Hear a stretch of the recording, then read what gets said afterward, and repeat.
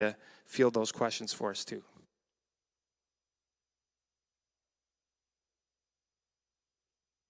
Welcome back. So tonight we are going to look at the archaeology of Jesus and the Gospels. And of course, we're not going to cover everything, but we are going to look at the highlights and some of the most important archaeological finds related to the life of Jesus. Now, the Gospels, of course, there are 4 of them. And if you look at the amount of content, the 4 Gospels comprise almost half of the entire New Testament. So we see there's a message there even by the sheer amount of content. 4 different Gospels, almost half the New Testament. It's telling us that the life of Jesus, the ministry of Jesus is very important. And of course, Jesus is the central figure of Christianity. He's the most famous person that ever lived. And the calendar system of almost the entire world is based around his birth and life. However, there still are people today who refuse to acknowledge that Jesus even existed, that he was a historical character. I will say that in scholarship, there are no academics, there are no experts in the fields of archaeology or ancient history who would deny the existence of Jesus, but they would dispute many things in the Gospels as to their veracity, their truth. But you do often hear this idea that, there's no historical evidence that Jesus ever existed. Maybe in a Bible is Lit class in high school, maybe in a newspaper article, maybe in an internet forum, things like that. It's around there in popular culture, some documentaries even. But that is categorically false, and we're going to look at some of the information that relates to that, but also to many other details within the Gospels, because it's important for us to know some reasons why, beyond just Jesus existed, that things that he did that are recorded in the Gospels actually happened, that the Gospels are reliable, that we can trust everything that is in those 4 accounts of the life and ministry of Jesus. Now, first, a quick look at the primary sources that we have for Jesus, which are, of course, the New Testament Gospels. Now, Jesus is mentioned in other books of the New Testament, other Christian literature from ancient times, and historians, some of which we will look at also. But the main sources are the 4 Gospels. And thanks to the recovery of many ancient manuscripts over the last 2 centuries, we actually have very, very ancient manuscript copies of the Gospels. So I've put here just the earliest copy that we have of each of the 4 Gospels, Matthew, Mark, Luke, and John, just to give you an idea. And you can see that all of these come from around 100 to 200 AD, somewhere there in the 2nd century, with the earliest one being this fragment of the Gospel of John, maybe as early as 90 AD there. So that would generally be considered our earliest fragment of any Gospel manuscript. So that's really important. If you recall, when we were looking at the book of Exodus, the earliest manuscript we had of the book of Exodus was from the 3rd century BC. So that's a huge distance between when Exodus was written and the date of the earliest copy that we have. But with the Gospels, it's totally different. We're looking at decades between when they were written and the copies that we have today. And so we're able to say, with these early copies and with the high number of copies of the Gospel manuscripts, that the text itself is extremely accurate. It has not been changed. This is something that was claimed against the Gospels. Really, in the 19th century, this happened a lot. But it cannot be done so today if people would just acknowledge the facts. They used to try to say, the New Testament says this or the Gospels say that, but it was changed by the early church, it was changed by the medieval church. But we can go back now and look at these earliest manuscript copies and we see, no, it hasn't been changed. It has not been changed in the last 2,000 years. So the words themselves, we can say those are the ones that were written. Now, did Matthew, Mark, Luke, and John get all those facts right? We're going to look at many of the reasons that tell us, yes, they did so. But I think it's also important to look at a couple of passages in the Gospels that tell us the mindset and the methodology of the Gospel writers. It tells us that what they are writing is intended to be true history, and they're putting themselves on the line. They're signing the document, so to speak, saying that I attest that this is true. So Luke begins his gospel by saying, since many have undertaken to compile an account concerning the events that have been fulfilled among us, just as those who were eyewitnesses and servants of the word from the beginning passed on to us, it seemed fitting to me also, having investigated everything carefully from the beginning, to write down an orderly sequence for you, most excellent Theophilus, so that you may know the exact truth. So Luke tells us that he went and he got all these eyewitness accounts of things from the beginning of the life of Jesus. And he didn't just rely on one source.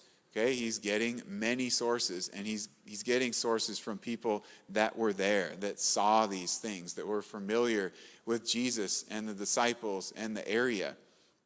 And then he says he investigated it very carefully from the beginning. So he starts at the beginning, goes all the way through, and he says that he wrote it down in orderly sequence. So it's in chronological order. It's not a mishmash of facts all over the place. It's very logical. And he says the reason is so that you may know the exact truth. So he tells us right there, he's trying to convey to us the exact truth and in chronological sequence. So that is Luke's intent. He has very good methodology as a historian. And then John, he says something a little bit different, but it's also intended to help us understand his objective and his methodology. He says in John 21:24, this is the disciple who is testifying to these things and wrote these things, and we know that his testimony is true. So he's saying he was there as a disciple, and he's testifying that these things happen, and he's essentially signing his name in an official document. I'm putting my name and my testimony on the line here, that these things actually happened. So we can at least go into it saying, we know what they wrote is what we still have today, and we know that the author's intent was to give us the exact truth. The setting for the Gospels is the Roman Empire during the first century. Okay, it starts in the end of the first century BC, goes into the first century AD. And the Roman Empire, at the time of the birth of Jesus, looked a little bit different than the Roman Empire during the ministry of Jesus and his crucifixion and resurrection. So you can see some of the different colors here representing different types of provinces and also different types of kingdoms that were under the influence of Rome. But you see Judea is way over there in the far east. So it's on the eastern edge of the empire. You see the border here. And at the time of the birth of Jesus, it was what's known as a client kingdom. So it wasn't an official province of the Roman Empire yet. It was ruled by a local king. He was ultimately subject to Rome, to the Senate and the emperor, but they had a little bit more independence. So that was King Herod the Great. Now that changed several years later in AD 6 when the Romans directly took it over, and then a Roman governor was ruling the province. And so later on in the Gospels, we see Pontius Pilate was the Roman governor. That's because the situation had changed a little bit. Now, Augustus, he was the emperor at the time of the birth of Jesus. Very well-known figure in history, one of the more well-known historical figures probably. And he had this very long tenure as governor, as emperor, starts in 27 BC. So he's been in power for a long time before Jesus is even born. And then he is the emperor through the childhood of Jesus. And then his heir, Tiberius, becomes emperor, and that's who is in power during the ministry of Jesus. So he brought about what's called the Pax Romana, the Roman peace. And this is something very interesting from sort of a macro or broad historical perspective about the time of Jesus is that when he was born, he's born into this Roman Empire. And at that time, everybody spoke a form of Greek. And you could use all the same Roman money. You could travel on the Roman highways that were a lot safer than usual. And you had the borders of the empire defended by these legions. So you had common language and currency and much faster and safer travel. And this made the spread of the gospel much, much easier than in previous times or even in later times. And Paul talks about this, and he talks about it. It's kind of like the perfect timing when Jesus arrived. So Augustus is mentioned by name, though, by Luke. Luke, by the way that he writes, he emphasizes Roman political figures. He talks about all the different emperors and the governors and other types of political leaders. He kind of writes in what we might call a Hellenistic or a Roman historical style. So we see him emphasize the Romans. We look at Matthew. He talks more about the Herods, the local Hebrew rulers.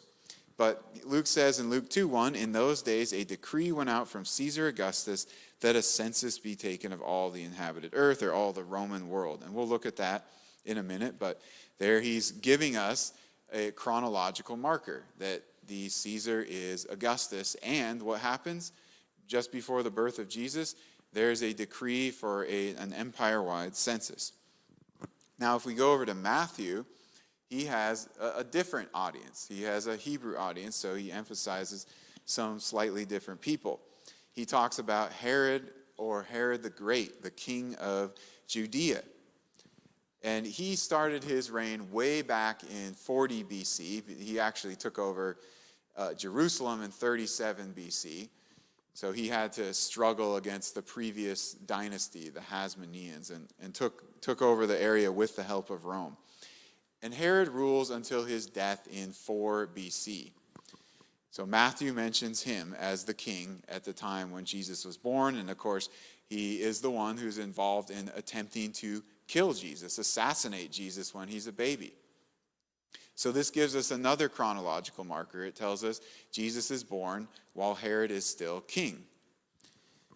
Well, we know then it's before 4 BC and, of course, after 27 BC. But we've got some other information in there to help us narrow it down. Herod is very well known in ancient historical circles. He was an incredible builder.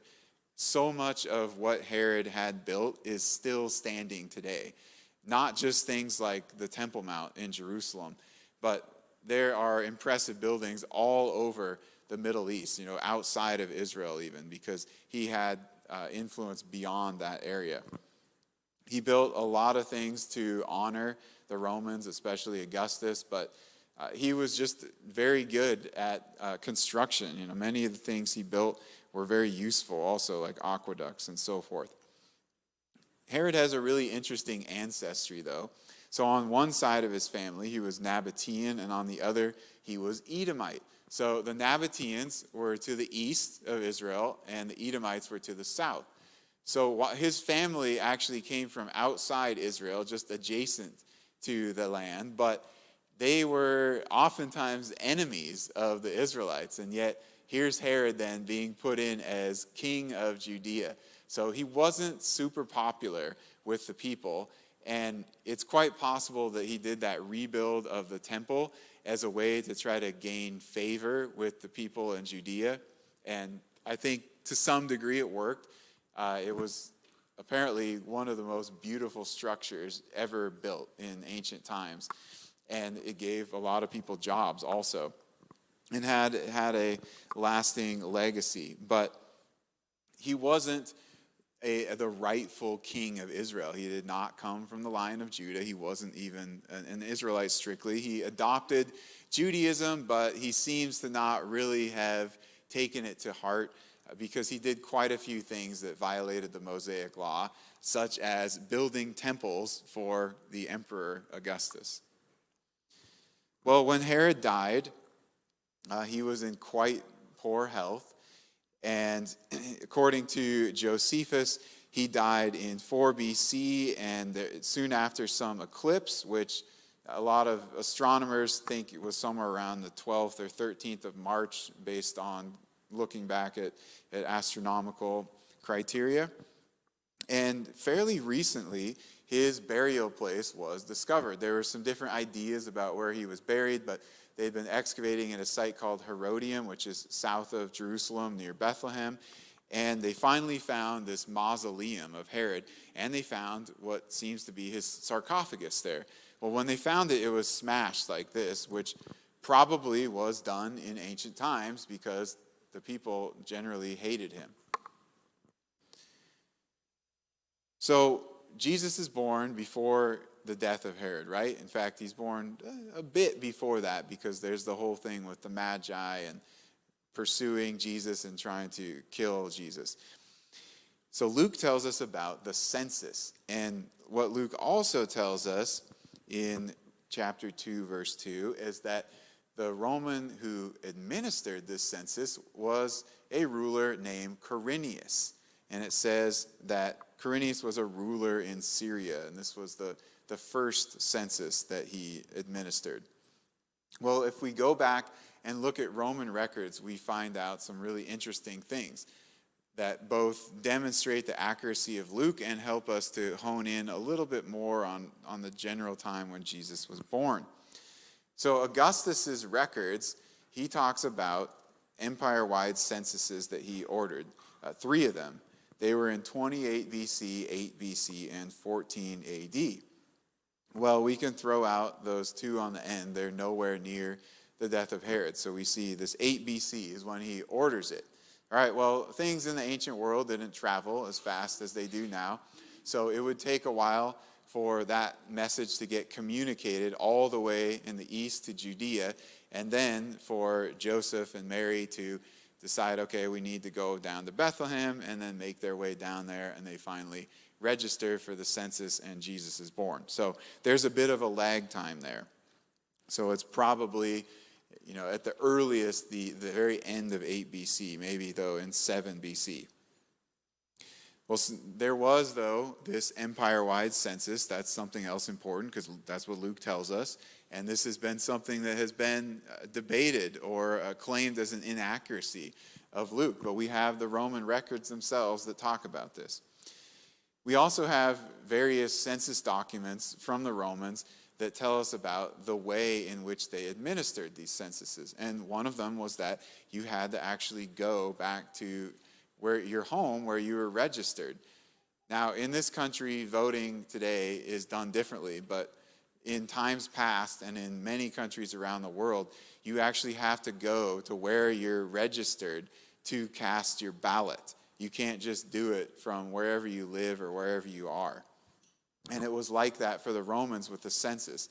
You had to go back to your home. You would fill out this piece of paper. Soldiers would come around and collect these things. And it would have your name and sometimes your occupation and your family on there, things like that. So the military was involved in administering the census. That's important too, because Quirinius was a military leader at this time. He was, we might call him a general. They called them a legate.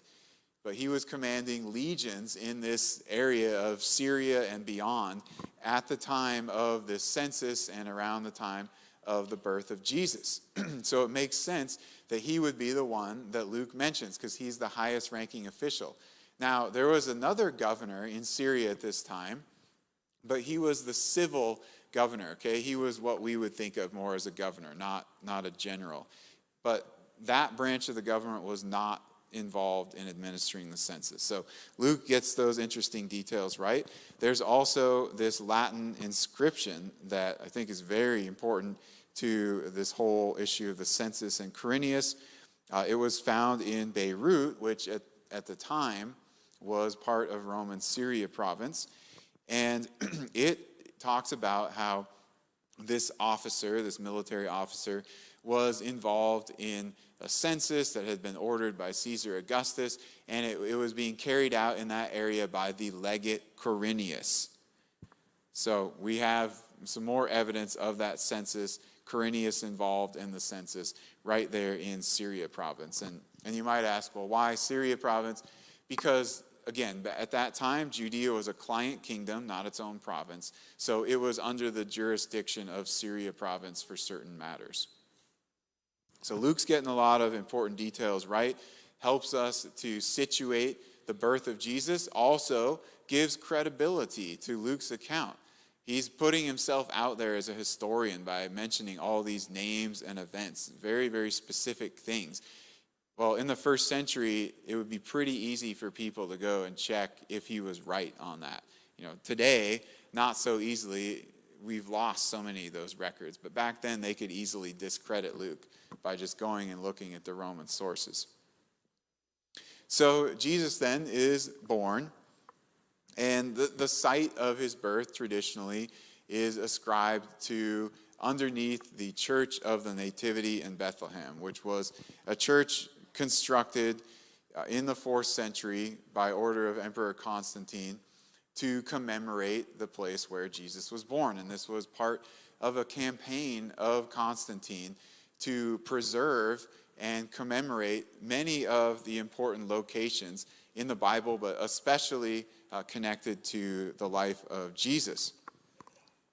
So Constantine had sent his mother, Helena, there, and also his architect, and they didn't go pick out the spots themselves. They went and asked the local Christians. Specifically, they asked the Christian leaders, the bishops, and they said, do you know where this happened? So they go and ask in Jerusalem, where was the tomb of Jesus? They go to Bethlehem. Where was Jesus born? Well, there's a couple of reasons why I think these churches, these ancient churches, we call them Byzantine churches, have the correct locations for these places associated with Jesus. And that is, first is because there was a continuous Christian presence in the land from the time of Jesus. Now, in Jerusalem, most of the Christians left during the first Judean revolt against Rome, but this was only for a few years, and then they came back. So people are living there the whole time. They're small cities, small towns. Bethlehem was a tiny village. Jerusalem was maybe 100,000 people at the time of Jesus, if that. And people didn't move around so much like they do today. They weren't moving from Jerusalem to Jaffa to Capernaum and so forth. Most of them just stayed in the town where they were born and their grandkids and so forth. So they know where an important event happened down the street, and they tell their kids about that, and their kids tell their kids about that. So it wouldn't be very difficult to preserve the memory of those locations. But there's a second reason, and that is that in the early 2nd century, around 130, 135 AD, Emperor Hadrian was trying to eliminate Christianity. And he had seen that previous emperors failed by using different tactics. Nero, for example, persecution and killing Christians. So he thought, that didn't work, I'm going to try a different method. At first, he thought that he could debate some of the Christian leaders and convince them that Christianity was false. He was very fond of Greek philosophy, and so that was the first thing he tried. Well, it didn't work. So the second thing he did was he seems to have tried to erase the memory, the historical memory of Jesus, and assimilate some of these places with the Roman gods. And so he built temples and shrines, Roman temples and shrines, over these important places in the life of Jesus, like the place of the birth of Jesus and the crucifixion and the tomb and the pool of Bethesda and the pool of Siloam. So he actually helped, though, preserve that, because he built those about a century after the time of Jesus, and then by the time that Constantine's delegation got there, the Roman shrines and temples were still standing over that spot. So they just told them, yeah, it's here where this Roman temple is. Eusebius, the famous church historian, talks about this specifically in relation to the tomb of Jesus, which we'll look at later. So there is a cave underneath the Church of the Nativity. Actually, you go to the back of the church and then down. Now, I don't know 100% that this is the cave in which Jesus was born, but it's quite plausible. I think it at least is in that very small area. Bethlehem, again, not a big place. And we have a variety of ancient sources outside of the Gospels that talk about the location of the birth of Jesus, such as we've got Justin Martyr talks about how it was in a cave, and we have Origen talks about how Jesus was born in a certain cave, and then Jerome talks about the grove or shrine to Adonis that was placed over that by Hadrian. So probably right around there, if not that spot. You might ask, why would it be a cave, right? It says there's no room for them in the inn. Well, what it actually says is there's no room for them in the guest house, and then it talks about the manger. Okay, so what's a manger? This is the manger. So it was a stone-carved animal trough. So we know then that it was a place where animals were kept. Well, they often kept their animals in caves underneath or adjacent to the houses because it was a natural protection from the elements, but you didn't have to build a whole barn for the animals. You just use what's naturally there. So this was very, very common. And again, we have some of these 2nd and 3rd century sources that talk about the cave. Well, what about sources outside of the New Testament, outside of Christian sources talking about the birth of Jesus? This is the first extra biblical source that we'll look at from antiquity. Well, this comes from a guy named Celsus, who was very anti-Christianity, and he is being responded to by Origen. But Celsus is very interesting because he knows all these facts about Jesus. And then he's got some of his own interpretations or opinions on things. But what he talks about, first of all, is he knows about Jesus, okay? So he knows about the existence of Jesus and his name. He knows about the virgin birth. He says he invented his birth from a virgin, but he knows about it. He knows that he was born in a certain Judean village of a poor woman in the country. Okay, so Mary was from some village. We know that. It says Jesus was born in a village of Judea. Now, this is important because Bethlehem was in Judea, but Nazareth was in Galilee. Well, Jesus spent most of his life living in Nazareth. He's called Jesus of Nazareth, but he was born in Bethlehem. So he knows that he wasn't born in Nazareth, which is, interestingly enough, something that some modern scholars have tried to argue. Oh, Jesus wasn't born in Bethlehem. He was born in Nazareth. The Gospels just had to insert that in order to have it connect to the prophecy in Micah 5:2. But even some ancient people opposed to Christianity know Jesus wasn't born in Nazareth. He knows also about this weird situation with Jesus' parents. Now, of course, Joseph is like, what's going on here? Mary's pregnant. Okay, oh, well, God tells him what's going on, but he was a little concerned there, right? And he wasn't sure what he was going to do. Well, Celsus basically uses the human explanation for it, and he says, oh yeah, Mary got pregnant by some Roman soldier thing, and so there was a whole scandal and all that. Well, it could have looked like that, it could have looked like that to Joseph before he received this divine message, but he knows about all these different things, even knows that Joseph was a carpenter, okay? Really, really important about some of these details that even somebody very opposed to Christianity is aware of in the 2nd century. Well, after the birth of Jesus, there is this visit of the Magi. Now, we don't know the names of the Magi. I wouldn't say that we have archaeological evidence for the Magi, but we know something about Magi in general and how this whole thing in the narrative makes sense from a historical perspective. We do have a very interesting 2nd century text that was recently rediscovered in the Vatican, and it's called the Revelation of the Magi. And it's basically a pseudepigraphal or apocryphal text that talks about the Magi and their trip from their perspective. Now, it doesn't mean that it's all historically accurate, but it is early and it's worth a look. And it tells us some things like there were at least 12 Magi, okay? So it doesn't assume that there were 3.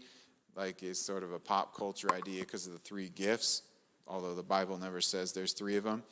It says they're from some place called Shir. Now, that might give us a helpful clue as to where the Magi are from. Magi was a class of wise men, advisors, dream interpreters, astronomers, astrologers, kind of like ancient scientists in a way, but they originated in Persia, but they were also very popular in Babylon. We actually see Magi in the book of Daniel, and if you look at the Greek version of it, the Septuagint, that word is also used. So they could be from the area of Babylon or Persia, but this mentioning Shir suggests that it was actually from Persia. There are many places in Iran where the names of the places have this component, Shir. Well, in there it says that they are awaiting a centuries-old prophecy. Some people think this might be a reference back to the time of Balaam, Numbers 24:17, talking about this star, possibly. Maybe they had read Daniel and they were looking forward to the coming of the Messiah. We don't know for sure. There's no specifics, but it's very plausible to me that the Magi had access to the Old Testament and they had some kind of expectation of that from reading it. But in this text, the star is described as either an angel or a divine light. So it's not a star up in the sky. And if you look at the details in Matthew, it's also suggestive of that because it appears and reappears, and then it guides them to the specific house where Jesus is. So a star, as we call a star, cannot do that, obviously. But this word, aster, in Greek is also used of angels or of some kind of special divine guiding light. And then they visit Jesus, and I believe it was in Nazareth, after they went back there. If you read through Luke, and he's 2 years old or less. All right. This is one of the earliest pieces of artwork depicting the Magi. And next slide. And you can see these strange hats they have on here. So this is sometimes known as a Parthian cap. So this also kind of tells us the general area of where they came from. And this is east of Judea province, and it is kind of in the general area of Persia, but also even farther west in the lands that were ruled by the Parthians at that time. There you see they're bringing the gifts. Jesus is seated on his mother's lap, and there's the star. Well, part of that narrative also has what's called the massacre of the innocents. And this is something that is very criticized as well. Because people say Josephus doesn't talk about this, and therefore we don't think it happened. Well, who is Josephus? Josephus was a historian of the later first century. So he was born in Judea, and he was a participant in the first revolt against Rome, but then he saw that they weren't going to win, so he surrendered to the Romans. He found favor with the emperor, and he was adopted, actually, by the Vespasian family, and he became an official historian for the emperors. And he wrote multiple works, the most famous and largest of which is the Antiquities of the Jews. And he has a huge amount of useful information in there, especially for the time of the first century, but also even before that. Well, Josephus does give a lot of historical details, but he doesn't cover everything. And why this wouldn't be in Josephus is because who dies here? A few babies in a tiny village. All right, now to Josephus that's not important because he's focusing on major political events. He does talk about other assassinations, and some of which are very relevant to this story, like Herod assassinating his own sons. In fact, he did this right at the end of his life, right around the time that Jesus was born and the massacre of the innocents would have occurred. Why did he do this? because Herod grew extremely paranoid and he thought that someone was going to take his throne, like Jesus or like his sons. And so what's he doing? He's eliminating everybody who he thinks will challenge him or can challenge him.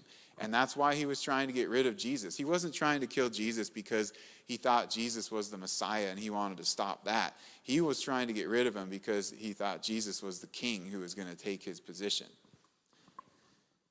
So we have strong parallels for this type of behavior from Herod.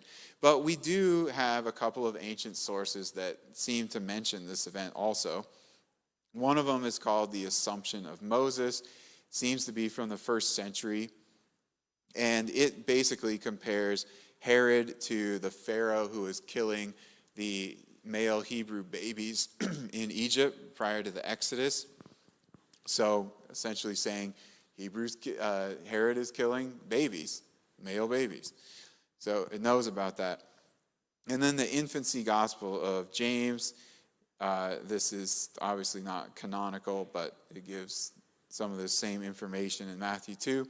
And then there's a later Roman source, the Saturnalia, and it has this interesting quote here that says, "I would rather be Herod's sow or Herod's pig than Herod's son." And he is essentially saying that it's safer to be Herod's pig because he's not supposed to be eating pigs than his own son because he's killing his sons. But he also talks about earlier, he had ordered all the boys in Syria under the age of 2 years to be put to death. So this one expands it beyond what actually happened. Of course, Herod didn't say everyone in the whole region, every boy 2 years and under. But they know about this, okay? They know about the killing of these male babies 2 years old and under. Well, the family of Jesus flees to Egypt. We don't know exactly where in Egypt they went. The Gospels don't tell us. There are no really early sources that tell us. There are some traditional places that have ancient origins in Egypt today. This is just a picture of one of the many. The Abu Serga Church in the 4th century in Cairo area. There are other places too. So we don't know for sure. We could only guess. But going to Egypt was, of course, and then coming back from Egypt was, of course, theologically significant. But it also makes sense from a historical perspective because Egypt was adjacent to Judea, so it's close. Same language. There's a community of Jews there. Same currency. And yet it was out of reach for Herod. Herod had influence to the south and the east in the Edom and Nabatean regions, and also to Syria in the north, where he had some political allies, but not in the province of Egypt to the west. So it was the best place for them to go in the immediate area.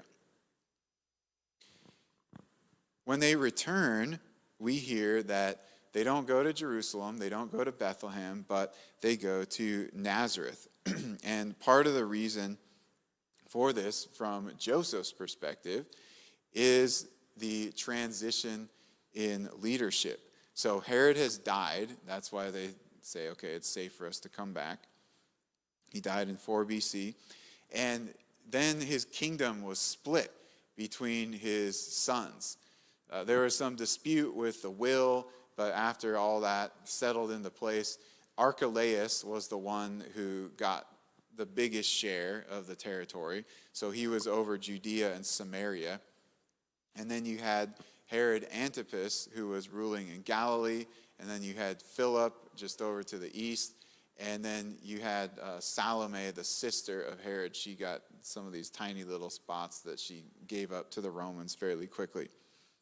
So Joseph hears Archelaus is reigning over Judea.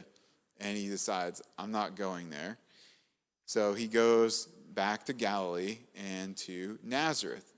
Well, we know that Joseph had very good reasons to avoid Archelaus because Archelaus was an extremely violent ruler, probably much worse than his father. Maybe he didn't have the same type of paranoia, but he was killing people left and right.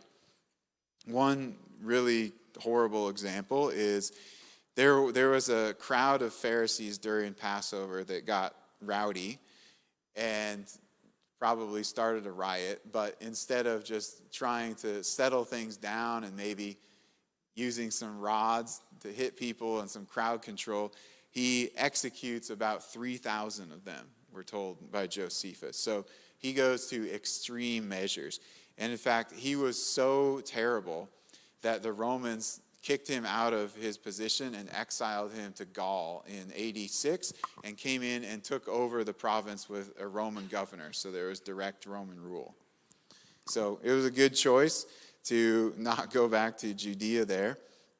Antipas was ruling in Judea, and he was a much more benevolent ruler, and his reign lasted a whole lot longer too, until 39 AD. So he only stopped then because he kind of was the victim of some political change.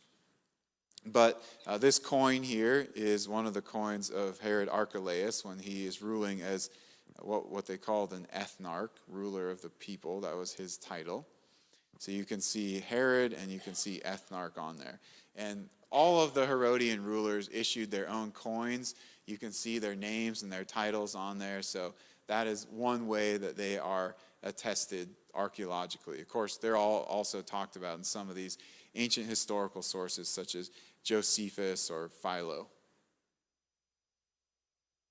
When Jesus goes back to Nazareth, they settle in there. And Nazareth used to be kind of a problem archaeologically when we didn't really have evidence for first century Nazareth. And some critics of the New Testament would say Nazareth wasn't even a village at the time of Jesus, so this is just another made-up part. But there have been various excavations that have taken place there and a lot of discoveries, and so what we know that, yes, it indeed was a village in the first century. It was also a village that was occupied by Jews who observed the Mosaic Law. Those are some major details that are necessary just to show the historicity of this part of the narrative.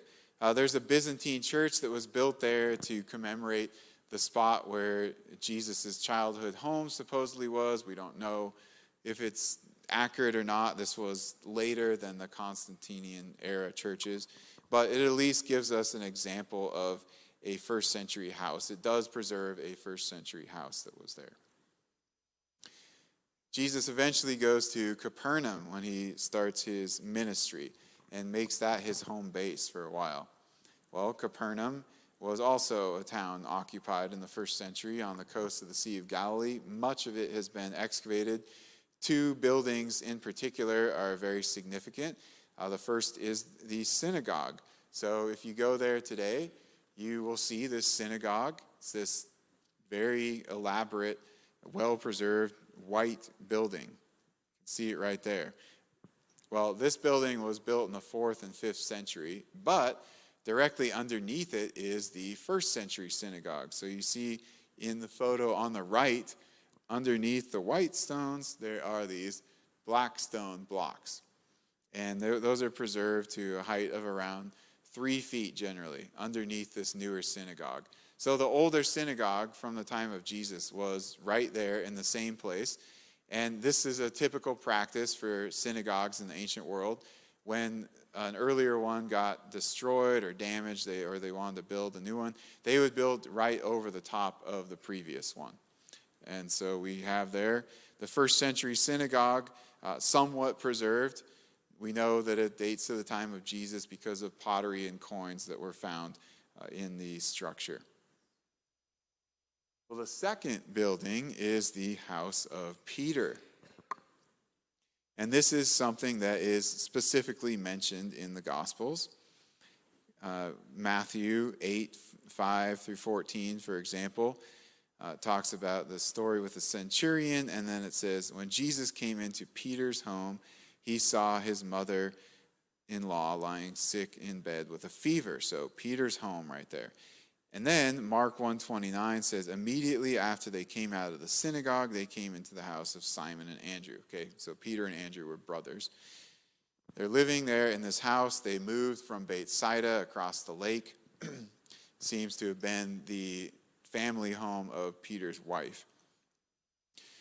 And Mark also tells us immediately after they came out of the synagogue, so it seems to be close in proximity. Well, if you go to Capernaum today, it'll take you about 10 seconds to walk down the main street of the town, the Cardo, to Peter's house.